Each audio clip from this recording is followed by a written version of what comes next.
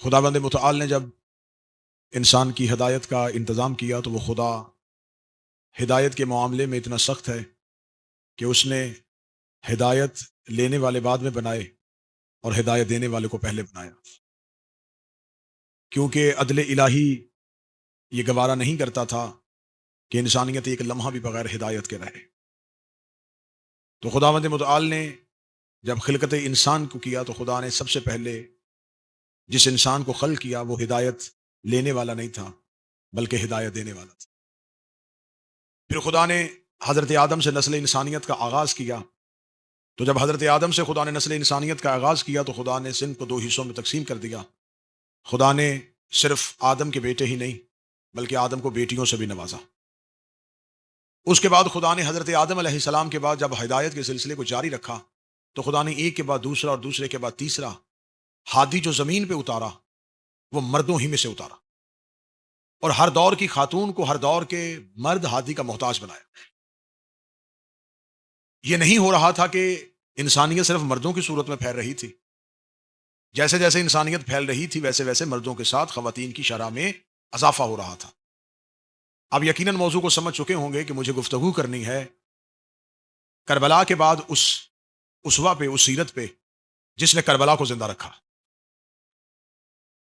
کہ اسلام کے اندر عورت کا کردار کتنا نمایاں ہے۔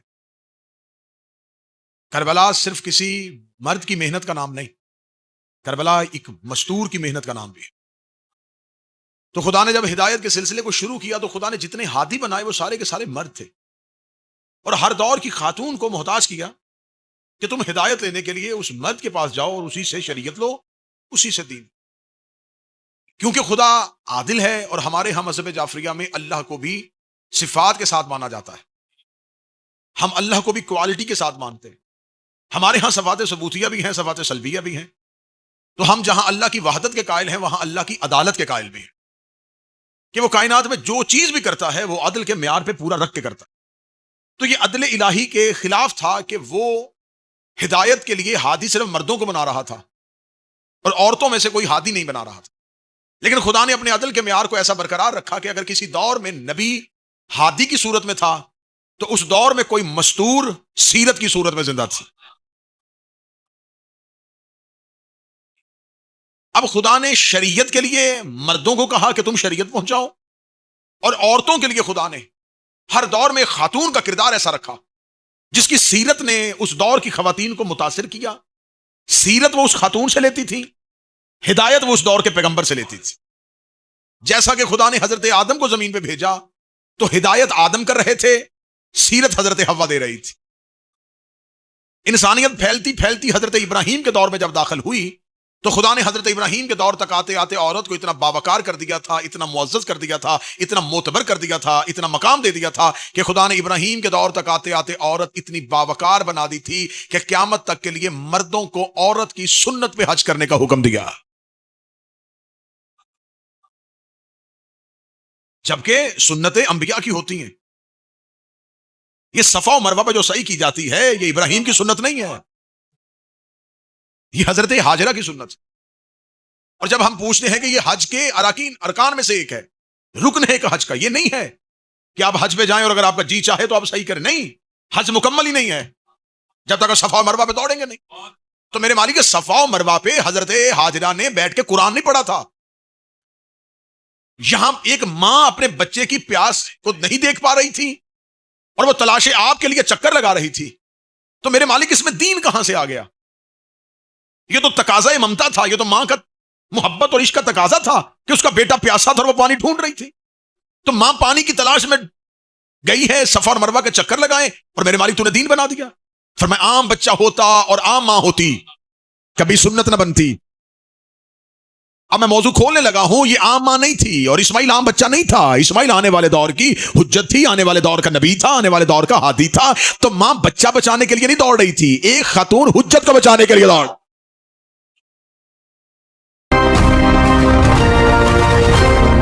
Hidden Tracks. تو اس کا مطلب ہے اگر ایک خاتون ایک حجت کو بچانے کے لیے 7 چکر لگائے تو وہ حج کا رکن بن جائے۔ تو فاتح شام نے صرف حجت نہیں بچائی، علی کی بیٹی نے مکمل دین بچایا ہے. اب حضرت ابراہیم کے دور تک آتے آتے عورت باعزت باوقار، اور عورت کا مقام اتنا بڑھ گیا تھا، عورت اتنی معزز ہو چکی تھی کہ عورت حضرت ہاجرہ کی صورت میں سامنے آ چکی تھی. موضوع طویل نہ ہو جائے، جیسے جیسے دور آگے بڑھتا گیا عورت کو خدا مزید عزتوں سے نوازتا گیا، اور عزتوں سے نوازتا نوازتا اتنا عزت سے نواز دیا کہ ایک ایسا دور آیا جہاں پہ خدا نے حضرت مریم کو مادر عیسیٰ کہہ کے نہیں بلایا، بلکہ عیسیٰ کو یبن مریم کہہ کے بلایا. خدا نے حضرت عیسیٰ کے دور تک آتے آتے عورت اتنی معزز کر دی تھی کہ قرآن میں سورہ عیسیٰ نہیں آیا، سورہ مریم رکھا. خدا نے سورت بھی مریم کے نام پہ اتار دی، صرف سورت ہی نہیں اتاری، خدا نے جہاں قرآن میں حضرت عیسیٰ کو مخاطب کیا، جبکہ حضرت عیسیٰ کا نام بھی خدا لے سکتا تھا، خدا اسے روح اللہ بھی کہہ سکتا ہے، خدا اسے امر الہی بھی کہہ سکتا ہے، لیکن خدا جب عیسیٰ سے بات کرتا ہے تو خدا نبی کہہ کے بات نہیں کر رہا، خدا امر الہی کہہ کے بات نہیں کر رہا. خدا کہہ رہا یا ابن مریم، اے مریم کے بیٹے، اے مریم کے بیٹے، اے مریم کے بیٹے، میرے مالک نبی عیسیٰ ہے، مریم نہیں ہے. مریم کا حق بنتا ہے کہ تو مریم سے مخاطب ہو تو اسے کہے اے عیسیٰ کی ماں، کیونکہ تعارف ہمیشہ بڑے سے چھوٹے کی طرف جاتا ہے، چھوٹے سے بڑے کی طرف نہیں آتا. عیسیٰ نبی ہے، عیسیٰ تیری حجت ہے، عیسیٰ تیرا امر ہے، عیسیٰ تیرا معجزہ ہے. میرے مالک تو حضرت عیسیٰ کو یہ کہہ کے بلا اے میرا عیسیٰ، اے میرا امر، اے میرا نبی، اے روح اللہ، لیکن تو عیسیٰ کو مریم کا بیٹا کہہ کے بلا رہا ہے. خدا نے کہا میں دنیا کو بتانا چاہتا ہوں اگر کسی گھر میں کوئی عورت اتنی باعزت اور باوقار رہتی ہو اور اس گھر میں کوئی نبی بھی رہتا ہو تو اس گھر کا نبی بھی اس خاتون کے ذریعے سے پہچانا جاتا ہے، اس گھر کی حجت بھی اس خاتون کے ذریعے سے پہچانی جاتی ہے. یہ تو مریم کی عزت تھی کہ مریم کے گھر میں ایک عیسیٰ رہتا تھا، خدا نے یبن مریم کہہ کے بلایا. ادھر پنجتن چادر کے نیچے اکٹھے ہوئے، فرشتوں نے پوچھا ومن تحت الکساء، یہ چادر کے نیچے کون ہے؟ خدا نے یہ نہیں کہا محمد کی بیٹی ہے، علی کی زوجہ ہے، حسنین کی ماں ہے، فرمایا ہم فاطمہ تو و ابوہا و بالہا و بنوہا.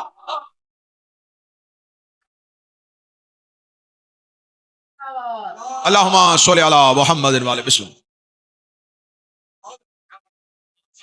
حضرت عیسیٰ کے دور تک آتے آتے عورت اتنی باعزت باوقار اور معزز ہو چکی تھی، اتنی معتبر ہو چکی تھی کہ اللہ نبی کو ماں کے نام سے بلا رہا.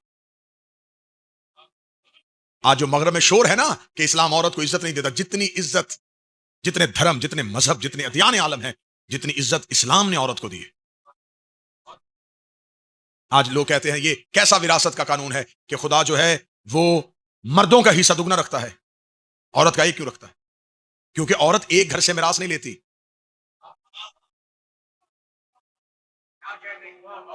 عورت باپ کے گھر میں ہو تو بیٹی بن کے میراث لیتی، شوہر کے گھر میں چلی جائے تو بیوی بن کے میراث لیتی، حصہ اس کا مرد کے برابر آ جاتا ہے. خدا نے کہیں بھی، اور کچھ میری مائیں بہنیں بیٹیاں بیٹھی ہیں، جب سے یہ شاید اسلام مردوں کو زیادہ عزت دیتا ہے، اسلام نے مرد کو 4 شادیوں کا حکم نہیں دیا، اجازت دی ہے، اجازت دی ہے. اور اجازت خدا ایک ریڈ سگنل ہوتا ہے، گرین، اس کے درمیان ایک یلو سگنل کہ رکنے سے پہلے ایک دفعہ احتیاط کر لو. تو خدا نے بعض مقامات ایسے ہیں جہاں پر خدا نے اجازت کا حکم اس لیے دیا ہے اس سے پہلے کہ گناہ کی طرف چلے جاؤ تو اجازت. لیکن خدا نے کتنا ایکول رکھا ہے کہ خدا نے نکاح کا اختیار مرد کو نہیں دیا، نکاح کا اختیار عورت کو دیا. نکاح پڑھنے سے پہلے مولانا لڑکی سے اجازت لیتے، نکاح مرد کی جانب سے نہیں ہوتا، نکاح عورت کی جانب سے ہوتا. عورت کہتی ہے اور مرد اسے قبول کرتا ہے. یہ ایجاب و قبول، نکاح کا اختیار عورت کو دیا، طلاق کا اختیار مرد کو. کیونکہ خدا نے جب انسانیت کو بنایا تھا، خدا نے مرد اور عورت کی جب فطرت کو دیکھا تھا تو خدا نے عورت کے جذبات کو اس کی عقل پہ مقدم کیا تھا اور مرد کی عقل کو اس کے جذبات پر مقدم کیا تھا. یہ خدا نے ظلم نہیں کیا، عین انصاف کیا. اگر عورت کے جذبات اس کی عقل پہ مقدم نہ ہوتے عورت کبھی قربانی نہ دیتی، کیونکہ قربانیاں عقلیں نہیں دیا کرتی. ہائے ہائے ہائے، جذبات دیا کرتی. اگر عورت کے جذبات اس کی عقل پہ مقدم نہ ہوتے تو کیسے ایک زندگی کو اپنے شکم میں رکھ کے وہ پالتی؟ اپنا خون دے کے کسی کو زندگی دینا یہ عقل نہیں ہے، یہ عشق ہے. کیونکہ اللہ عورت سے قربانی مانگ رہا تھا. اس نے بیٹی کے روپ میں بھی قربانی دینی تھی، اس نے زوجہ کے روپ میں بھی قربانی دینی تھی، اسے ماں کے روپ میں بھی قربانی دینی تھی. تو خدا نے جس سے قربان، اور خدا ہمیشہ جسے قریب سمجھتا ہے اس سے قربانی لیتا ہے. خدا نے عورت کو مقدم رکھا ہے، اس لیے خدا نے اس کے جذبات کو اس کی عقل پہ غالب کیا. مرد کی عقل کو جذبات پہ غالب کیا، کیونکہ قربانیاں جذبے دیتے ہیں، عقلیں نہیں دیتے۔ آج بھی عقل والوں کے ہاں کربلا نقصان ہے۔ اس دور میں جو عقل والے تھے وہ مدینے بیٹھے رہے، جو عقل والے تھے وہ مکہ میں حج پڑھ رہے تھے۔ حسین کیا کر رہے ہیں؟ نہ چاہیے، چھوڑ دیجئے۔ لیکن جو زندہ ہیں آج تک وہ تھے جن کا عشق ان کی عقل پہ غالب تھا۔ قربانیاں عقلیں نہیں دیتی، عشق دیتا ہے۔ زیادہ اہل زبان بیٹھے ہیں تو پھر مجھے وہ شعر پڑھنے دیجئے۔ بے خطر کود پڑا آتش نمرود میں عشق، عقل ہے محو تماشا لب بام۔ ابھی عقل ابھی سوچ رہی تھی، عشق نے کہا جہاں محبت ہو وہاں سوچا نہیں کرتے۔ خدا نے عورت کو مقدم کیا تو اس لیے خدا نے ساتھ ساتھ چلایا۔ حضرت عیسیٰ کے دور تک آتے ہوئے عورت باعزت ہو چکی، باعزت ہوئی تھی، لیکن ابھی تک کوئی ایسی عورت نہیں آئی تھی جس کی سیرت مکمل ہو۔ خدا نے ہر دور میں عورت کو اسوہ دیا ہے، کریکٹر دیا ہے، سیرت دی ہے، کمپلیٹ نہیں کیا، مکمل نہیں کیا۔ کسی دور کی باعزت اور برگزیدہ خاتون کو اللہ مکمل کر دیتا تو کائنات کی خواتین کہتی بس اب اسی سے اسوہ لینا ہے، اب کسی کی ضرورت۔ خدا نے خواتین کو برگزیدہ کیا، مکمل نہیں کیا، اسوہ کامل نہیں کیا۔ میں دلیل دیتا ہوں، اگر خدا کوئی اسوہ کامل کر دیتا، کسی کریکٹر کو مکمل کر دیتا، تو آج کے دور کی خاتون اگر چاہے کہ مجھے حضرت حوا سے پوری سیرت لینی ہے، نہیں لے سکتی، کیونکہ حوا نہیں بتا سکتی کہ ماں باپ کا احترام کیسے کرتے۔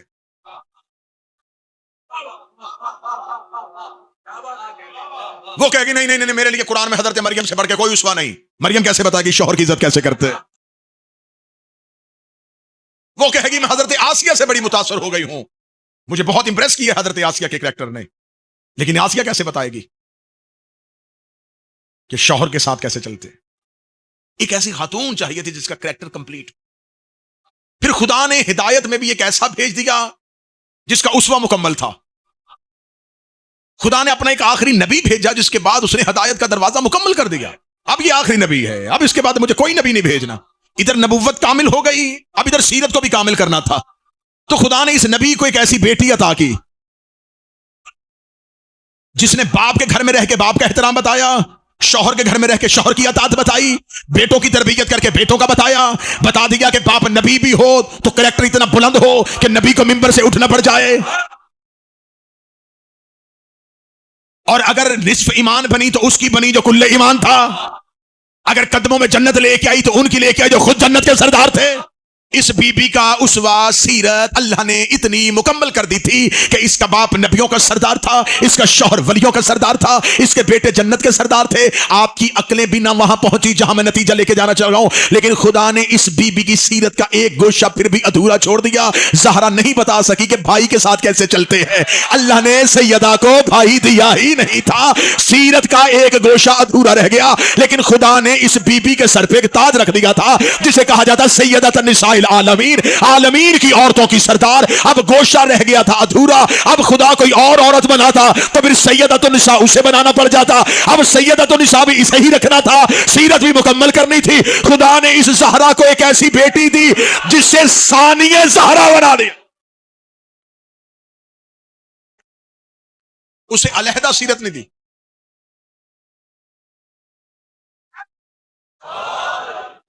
اس بی بی کے کردار کو اتنا مکمل کیا کہ اسے ثانیہ زہرا بنایا، دوسری زہرا۔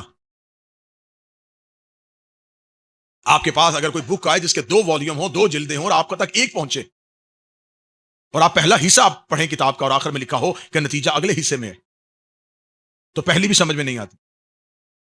کسی کے ہاتھ میں دوسری جلد آئی، اس کے پاس دوسرا والیوم ہے، لیکن مقدمہ پہلی میں ہے، تو اسے پھر بھی بات سمجھ میں نہیں آئی۔ تب تک سمجھ میں نہیں آئے گی جب تک دونوں نہیں ہوں گے۔ کسی نے زہرا سمجھنی ہو تو اسے زینب سمجھنا پڑے گی، اور اگر کسی نے زینب کو سمجھنا ہو تو اسے سیدہ کو سمجھنا، کیونکہ فاتح شام عقیلہ بنی ہاشم سیدہ زینب کے حصہ اول کو فاطمہ کہتے، اور فاطمہ حصہ دوم کو زینب کہتے۔ جیسا کہ آپ نے کربلا میں سنا کہ اللہ نے امام حسین کو ایک بیٹا دیا تھا جو شبیہ پیغمبر تھا، میں فضائل پڑھنے لگا، ہمارے ممبر سے کہہ دیا جاتا ہے رسول کے ساتھ شکل ملتی تھی، رسول کے ساتھ شکل ملنا کمال نہیں تھا، شکل تو پوتوں کی دادے پہ چلی جاتی ہے، نواسوں کی نانا پہ چلی جاتی، یہ نہیں تھا کہ وہ ہم شکل پیغمبر نہیں تھے۔ مولا امام حسین اسی کربلا میں کہا تھا میں اسے بھیج رہا ہوں جو خلق اور خلق میں تیرے پیغمبر کی شبیہ ہے، یعنی کہ خلقت بھی مصطفیٰ والی تھی اور خلق بھی مصطفیٰ والا۔ اب میرا موضوع شہزادہ علی اکبر نہیں، ورنہ یہاں پر جملہ فضائل کا بڑا وزنی تھا۔ حسین نے کربلا میں کہا تھا میں اس اکبر کو بھیج رہا ہوں جو خلق میں محمد جیسا ہے۔ تو محمد کب خلق ہوا تھا؟ فرمایا انا وعلی من نور واحد اولو ما خلق اللہ نوری، سب سے پہلے اللہ نے مجھے خلق کیا تھا۔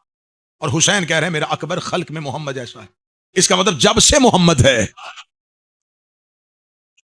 تب سے اللہ۔ تو اب نبی تو مکمل ہے، لقد کان لکم رسول اللہ فی اسوۃ حسنہ، ہم نے تمہارے نبی کو مکمل کیا ہے۔ تو جب نبی مکمل تھے تو پھر علی اکبر کو محمد بنانے کی ضرورت کیا تھی؟ اگر جملہ اچھا لگے، محنت اچھی لگے تو نوکر کے حق میں دعا کر دیجئے گا اللہ نے مولا حسین کو دوبارہ محمد جیسا ہی بیٹا کیوں دیا؟ اس لیے کہ خدا جانتا تھا کہ مورخ نے نبی کی جوانی نہیں لکھنی،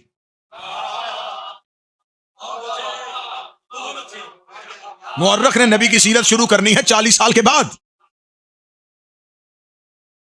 انہوں نے کتابوں میں سیرت پیغمبر شروع کرنی ہے 40 سال کے بعد۔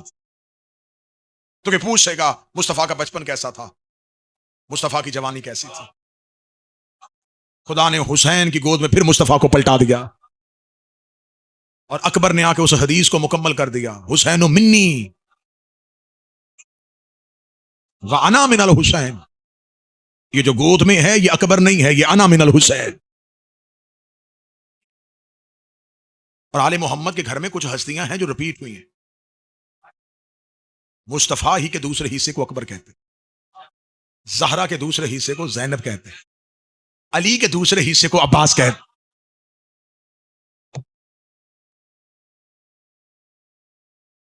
بانیان کا حکم تھا کہ موضوع فضائل میں زینب و عباس ہونا چاہیے۔ آگے تشریف لے مخدوم صاحب۔ سیدہ فاتح شام بنت پیغمبر بنت علی رسول اللہ کی یہ بیٹی زینب، یہ کردار کربلا میں ضروری تھا۔ میں نے کل اسی ہوٹل میں آپ ہی کے سامنے یہ جملے پڑھے تھے کہ سیدہ زینب فاتح شام کربلا میں رشتے کی اعتبار سے نہیں گئی، عہدے کے اعتبار سے گئی۔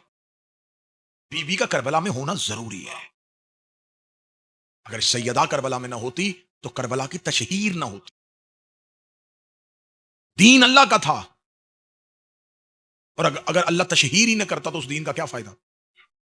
اللہ نے نشر کرنے کے لیے پیغمبر بھیجے۔ پیغمبروں کا کام دین بنانا نہیں تھا، دین کی تشہیر کرنا تھا۔ انہوں نے بتایا کوئی اللہ ہے، کوئی رسول ہے، مشکل کام ہوتا ہے مقصد کی تشہیر کرنا۔ آپ نے مجلس رکھ لی اور آپ نے کسی کو بتایا ہی نہیں کہ مجلس ہے، تو اس مجلس کا کیا فائدہ ہوگا جس کی تشہیر ہی نہ ہو سکے؟ اس کا مطلب مقصد پوشیدہ ہوتا ہے اس کی تشہیر میں۔ تو کربلا مقصد ہے، زینب تشہیر ہے۔ اگر یہ بی بی نہ ہوتی پتہ ہی نہ چلتا کہ قاتل کہاں کہاں سے آئے تھے۔ میں تو اس انداز میں بی بی پڑھا کرتا ہوں، مخدومہ پڑھا کرتا ہوں۔ 2 ہستیوں نے خطبے دیے ہیں کربلا کے بعد، ایک سید الساجدین اور فاتح شام بی بی زینب۔ میرا موضوع نہیں ہے لیکن میں یہاں پر ایک جملے میں پوری ہسٹری بند کرنے لگا۔ دونوں کے خطبے دربار کے بھی ہیں اور بازار کے بھی، دونوں خطبوں کو پڑھ کے دیکھ لیجئے گا، سید الساجدین کا اور علی کی بیٹی کا۔ بازار شام میں سجاد بتاتے رہے ہم کون ہیں، زینب بتاتی رہی تم کون ہو۔ اس سے اچھا جملہ نہیں کہا جا سکتا تھا، اس سے بہتر اس موضوع کو نہیں پڑھا جا سکتا۔ سید الساجدین بتاتے رہے کہ ہم کون ہیں، تعارف اہل بیت کرواتے رہے، تعارف امامت کرواتے رہے، تعارف نبوت کرواتے رہے، اور زینب کبریٰ بتاتی رہی تم کون ہو۔ جس نے نہیں دادی اس کے لیے ایک موقع اور دینے لگا ہوں، سجاد تولا سناتے رہے، زینب تبرہ سناتے۔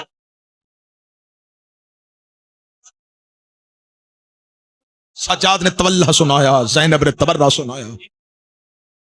شام کے محل میں کھڑے ہو کے، دربار ملعون میں کھڑے ہو کے کہہ رہی ہے ادھر تک سے نیچے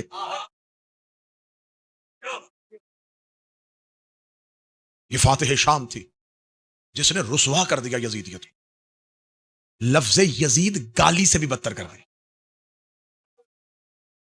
میں نے دوران عشرہ محرم ایک جملہ کہا تھا کہ کسی کے بچے کو کہہ دیا جائے نا کہ تمہارا بچہ بڑا شیطان ہے تو کوئی غصہ نہیں کرتا. اسی کو کہو تمہارا بچہ یزید ہے. زینب نے یزید کو شیطان سے بھی برا کر دیا ہے. شیطان سے گالی بنا دی.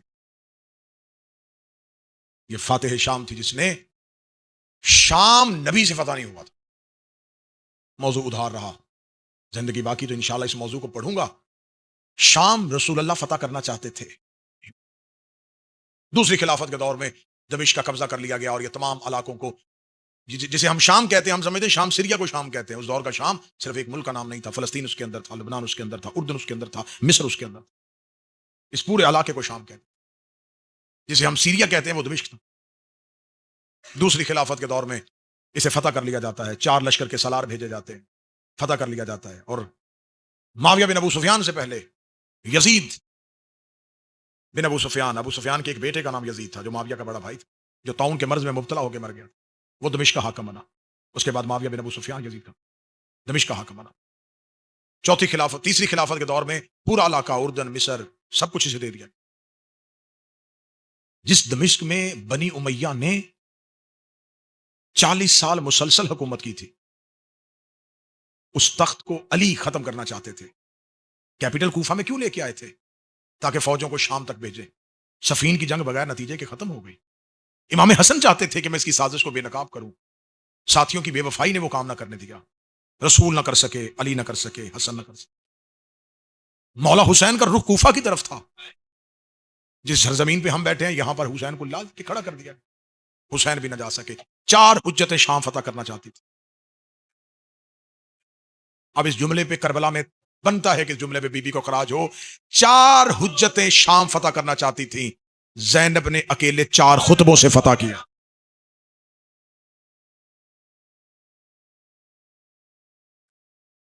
بولی ہے شام میں تو علی کے لہجے میں. یہ کائنات کی وہ مستور تھی جس کا لہجے کا بھی پردہ تھا. اللہ نے اسلام میں اگر عورت کو گھر سے نکلنے کی اجازت نہیں دی, دروازے پہ دستک ہو, عورت دیوار کے پیچھے سے پوچھ سکتی ہے کون ہے. باہر کھڑا ہوا چہرہ نہیں دیکھے گا, آواز سن لے گا. آل محمد کے گھر میں صرف چہرے کا پردہ نہیں, آواز کا بھی پردہ تھا. اب یہ لفظ سنیے گا, علی کا لہجہ بیٹی کے لہجے کا غلاف تھا. علی کے لہجے نے بیٹی کا لہجہ چھپا لیا. مدینہ سے چلی تو بطول تھی, مکہ میں آئی تو جانشین رسول بن گئی. کربلا میں 8 دن حسن بنی رہی. شام غریباں کی رات عباس بن گئی. 11 محرم کو کربلا سے چلی تو کوفہ آئی. کوفہ کے بازاروں سے گزرتی ہوئی علی کی بیٹی 36 شہروں کو عبور کرتی ہوئی شام پہنچی. شام کے صدر دروازے پہ 3 دن کھڑی رہی. 72 بازاروں سے گزاری گئی. 144 گلیوں میں روکی گئی. 288 موڑوں پہ ماری گئی. 9 بار بغیر چادر کے شرابی کے دربار میں بلائی گئی. 1 سال بغیر چھت والے زندان میں بٹھائی گئی. شام سے قید ہو کے رہا ہو کے پھر مدینہ گئی. مدینہ سے پھر دوبارہ شام آئی. 6666 میل ننگے پاؤں سفر کر کے 15 رجب کو شام کی پہاڑی پہ آ کے کہتی ہے, حسین اب زینب تھک گئی ہے, دین بچ گیا, مجھے ماں کہنے والا کوئی نہیں پوچھے. 11 محرم گزر گئی. 12 محرم کا سورج طلوع ہوگا. جس لمحے میں ہم اس ذکر کو سن رہے ہیں, علی کی بیٹیاں کوفہ کے قریب. آج روڈ بن چکے ہیں, رستے بن چکے ہیں. آپ کو کربلا سے کوفہ جانا پڑے اب 1 گھنٹے میں چلے جائیں. وہ دور صحراؤں کا دور تھا, اونٹوں کو دوڑایا گیا. جب بیبیاں شام سے واپس مدینہ آ گئی تھی تو کچھ عورتوں نے سیدہ سے پوچھا, بی بی سب سے زیادہ مصیبت کہاں آئی؟ بی بی نے فرمایا شام. مولا بی بی سب سے زیادہ تکلیف کہاں ہوئی؟ فرمایا کوفہ میں. لفظ پھر سننا, بی بی سب سے زیادہ مصیبت کہاں آئی؟ فرمایا شام. سیدہ سب سے زیادہ تکلیف کہاں ہوئی؟ فرمایا کوفہ میں. بی بی مصیبت شام میں آئی, تکلیف کوفہ میں کیوں آئی؟ جملہ تمہیں قبر حسین تک رلائے گا. علی کی بیٹی رو کے کہتی ہے, شام کی عورتوں کو مجھے نہیں پتا تھا, کوفہ کی عورتیں مجھے شام کی عورتوں کو یہ پتا تھا کہ کوئی باغی کی بہن ہے، انہوں نے مجھے پتھر باغی کی بہن سمجھ کے مارے ہیں۔ کوفہ کی عورتوں نے مجھے علی کی بیٹی سمجھ کے مارا۔ کوفہ میں ان عورتوں نے مجھے پتھر مارے ہیں جو مجھ سے قرآن پڑھتی نہیں ہیں۔ میں ممبر پہ اپنی بہنوں بیٹیوں کے لیے دعا کر رہا ہوں، میرا اللہ کسی بیٹی کو اجڑ کے وہاں نہ جانا پڑے جہاں کبھی وہ آباد تھی، اس کوفہ میں گئی ہے جہاں کبھی شہزادی تھی، اسی کوفہ میں گئی ہے تو اب قیدن ہو گئی تھی۔ کوفہ کے صدر دروازہ باب کنانہ سے قافلے کو داخل کیا گیا۔ کوفہ کے صدر دروازے پہ علی کی بیٹیوں کا جانا تھا۔ کوفہ کی بھیڑ، کوفہ کا رش، ابن زیاد ملعون کی حکومت، باغی مار دیا ہے، حسین مار دیا ہے۔ کوفے میں اپنی دھاک بٹھانے کے لیے اس نے کوفہ میں اعلان کروائے۔ علی کی بیٹیوں کے استقبال کے لیے کوفہ کے مرد و زن بازاروں اور چھتوں میں تھے۔ یہاں اچانک السلام علیکہ یا بنت رسول اللہ کی بیٹی، تجھ پر میرا سلام ہو، اسے میرا حسین مارا گیا، اس لمحے سے لے کے اب تک مجھے بتا مجھے سلام کرنے والا کون ہے؟ مولا سجاد کی آواز آئی، مسلم بن عقیل کے سر پہ علی کی بیٹی کی نظر پڑی۔ مسلم بن عقیل کا کٹا ہوا سر کوفہ کے سردر دروازے پہ لٹک رہا تھا۔ مسلم کی آنکھیں بند ہوئی، ایک ایک بی بی مسلم کے سر کے نیچے سے گزرنا شروع ہوئی۔ سب سے آخر میں آئی ہے عباس کی بہن، مسلم کی زوجہ جناب رقیہ، سرے مسلم کے نیچے آئی۔ بی بی دیکھ کے کہتی ہے مسلم بھیڑ زیادہ ہے، زیادہ سوال کرنے کا وقت نہیں ہے۔ میں یہ نہیں پوچھوں گی کیسے مارا گیا، میں یہ نہیں پوچھوں گی دارالعمارہ سے کیسے گرائے گئے، مجھے صرف اتنا بتا میں نے تیرے ساتھ 2 بچے بھیجے تھے، میرے 2 بیٹے کہاں ہیں؟ میرے محمد و ابراہیم کہاں؟ اجرکم من اللہ، اجرکم من اللہ۔ بس ایک منزل اور سننا، بازار کوفہ میں علی کی بیٹیاں داخل ہوئیں، بن پلانے اونٹوں پہ سوار تھی شہزادیاں، اونٹوں کی مہار اور رسی تھی سید الساجدین کی کمر کے ساتھ۔ بی بی کی آواز ہے، یا سجاد، جی پھپھی، اگر ہو سکے تو اس بازار سے نہ گزرنا۔ مولا زین العابدین کی آواز ہے، اما اس بازار سے نہ گزرنے کی وجہ، اب میں وجہ پڑھوں گا تو تمہاری چیخ نکلے گی۔ بی بی دیکھ کے کہہ دیا، سجاد انہیں کہے ہمیں کسی اور گلی سے گزاریں، اس بازار سے میں نہیں گزروں گی۔ اما اس بازار سے کیوں نہیں گزرنا؟ رو کے کہتی ہے میں کیسے گزروں، اس گلی میں حبیب کا گھر ہے۔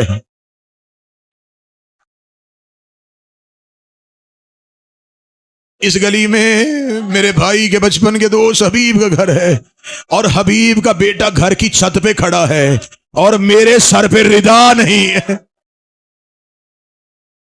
ظالموں کی آواز آئی، ہم اسی گلی سے گزاریں گے۔ بی بی کی آواز آئی، سجاد پھر ایک زحمت کیجئے، میری سواری کو حبیب کے مکان کی چھت کے قریب کیجئے۔ حبیب کے گھر کے مکان کی چھت کے قریب علی کی بیٹی کی سواری پہنچی۔ ناکہ زینب کا حبیب کے گھر کے قریب پہنچنا تھا، حبیب کا بیٹا مکان کی چھت پہ کھڑا تھا۔ بی بی دیکھ کے کہتی ہے، علیہ علیہ یا بنیا، بیٹا میرے قریب آ۔ بی بی بلا رہی تھی، حبیب کا بیٹا پچھلے قدم واپس جانا شروع ہوا۔ بی بی دیکھ کے میں تجھے بلا رہی ہوں، تو آ نہیں رہا۔ جو جملہ حبیب کے بیٹے نے کہا، قبر حبیب پہ جا کے سلام کرنا، حبیب کا بیٹا دیکھ کے کہتا، بی بی میں نے پہلی بار کوئی مستور قیدی دیکھی ہے، میں نے آج تک مردوں کے ہاتھ بدے ہوئے دیکھے ہیں، اللہ جانے بی بی تو کسی جرم میں قید ہے۔ بی بی دیکھ کے کہتی، تو مکان کی چھت پہ قیدیوں کا تماشا دیکھ رہا تھا؟ رو کے کہتا، میری کیا ضرورت ہے میں قیدی دیکھتا، میں تو روزانہ اپنے مکان کی چھت پہ آتا ہوں، اپنا رخ عراق کی طرف کرتا ہوں۔ بی بی کہتی، عراق میں تیرا کون رہتا ہے؟ کہتا، میرا بابا عراق گیا ہوا ہے۔ بی بی کہتی، عراق میں کیا ہے تیرے بابا کا؟ لوگ کہتے وہاں میرا مولا حسین آیا ہوا ہے، ہمارے مولا نے خط بھیجا تھا، میرے بابا مولا سے ملنے کے لیے گئے ہیں، میں روز مکان کی چھت پہ اپنے بابا کا راہ دیکھتا ہوں۔ بی بی کی آواز ہے، جلدی کر اپنی ماں سے کہے اپنے مکان کی چھت پہ آ، کوئی قیدن تمہیں بلا رہی ہے۔ حبیب کا بیٹا دیکھتا، قیدن نہ ہوتی میں کبھی ایسے بات نہ کرتا، میری ماں مکان کی چھت پہ نہیں آئے گی، وہ زینب کبریٰ کی کنیز ہے، علی کی بیٹیوں کی کنیز ہے، نہ مکانوں دکانوں کی چھتوں پہ آتی ہے نہ بازاروں میں آتی ہے. بی بی نے یہ جملہ سنا, بی بی کی چیخ نکلی, یہ سر حبیب نیزے کی نوک سے بلند ہوا. حبیب کے سر نے اپنے مکان پہ پرواز کی. آواز آئی, ماں کو کہے آگ لگا برقعے کو. دروازے پہ علی کی بیٹی آ گئی ہے. حبیب کی زوجہ ننگے سر بازار کوفہ میں آئی, ہاتھ جوڑ کے کہتی, بھی میں نہیں پوچھتی حبیب کیسے مارے گئے, میں نہیں پوچھتی حسین کہاں گئے, مجھے صرف اتنا بتائیے جب آپ کو رسیاں پہنائی گئی آپ کا عباس کہاں تھا, وہ جو تیری چادر کا وارث تھا. آواز آئی, تانے نہ دے وہ جو گھوڑے کی گردن پہ سر لٹک رہا ہے, وہ میرے عباس کا ماتم حسین.